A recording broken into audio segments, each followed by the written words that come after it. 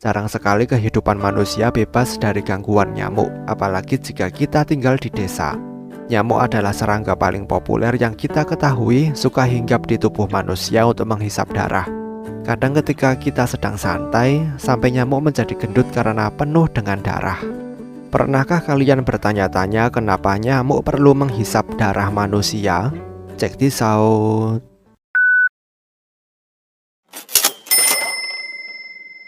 Meski semua spesies nyamuk menghisap darah, tapi hanya nyamuk betina yang membutuhkannya. Nyamuk jantan hidup hanya dengan memakan nektar bunga. Nyamuk betina, selain untuk memuaskan dahaganya dengan darah kita, sebenarnya membutuhkan protein dalam darah manusia yang akan digunakan untuk produksi telur nyamuk. Semakin haus nyamuk betina, semakin banyak darah kita yang akan dihisap. Protein itu digunakan secara alami oleh tubuh nyamuk betina untuk membantu menghasilkan telur. Setiap kelompok telur yang dihasilkan oleh nyamuk betina, mereka membutuhkan untuk menghisap darah 1 kali. Setiap kali terjadi proses penghisapan darah yang dalam kajian ilmiah diistilahkan sebagai makan darah, nyamuk betina akan hinggap di tubuh kita untuk mulai mencari pembuluh darah.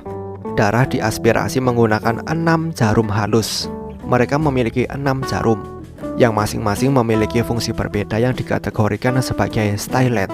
2 jarum yang disebut maxillae berfungsi untuk menembus kulit kita karena bentuknya yang bergerigi dan tajam, sehingga kita tidak bisa merasakan kulit kita sedang ditusuk. 2 jarum lagi yang disebut mandibles digunakan untuk merenggangkan dan membuka jaringan kulit yang telah ditusuk agar tidak tertutup sehingga saluran di kulit terbuka lebar. Jarum yang disebut labrum bertindak sebagai reseptor yang bertanggung jawab untuk mendeteksi posisi pembuluh darah setelah lubang berhasil dibuka. Setelah pembuluh darah yang cocok ditemukan, labrum akan menusuk pembuluh darah dan mengubah fungsinya seperti sedotan dan kemudian mulai menghisap darah. Jarum terakhir yang disebut sebagai hipofaring berfungsi untuk mengalirkan air liur nyamuk betina ke pembuluh darah agar perjalanan darah dari pembuluh melalui labrum berjalan dengan lancar.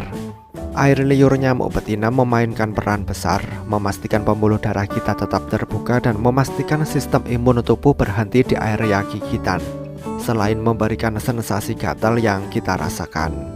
Tetapi pada saat yang sama, melalui air liur itulah virus bisa ditularkan dari nyamuk ke tubuh kita.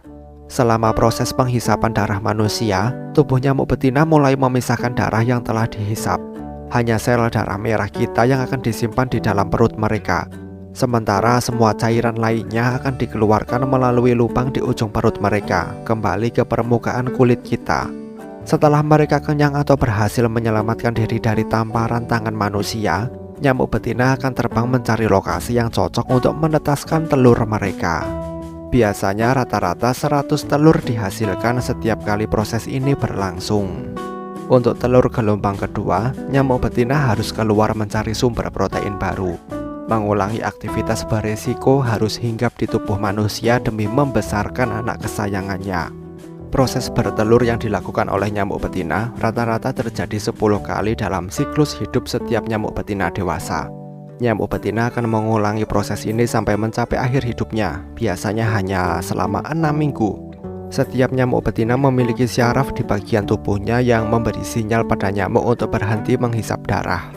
Dalam sebuah penelitian yang dilakukan oleh Dr. Robert Gwartz pada tahun 1969, dia menemukan metode untuk menghambat syaraf dan kemudian menyebabkan nyamuk betina menghisap darah tanpa henti sampai tubuh mereka meledak.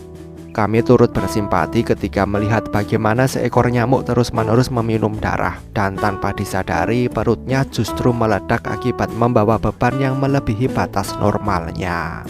Bagaimana menurut kalian? Sampaikan pendapat kalian di kolom komentar. Terima kasih telah menonton video ini dan sampai jumpa di next video.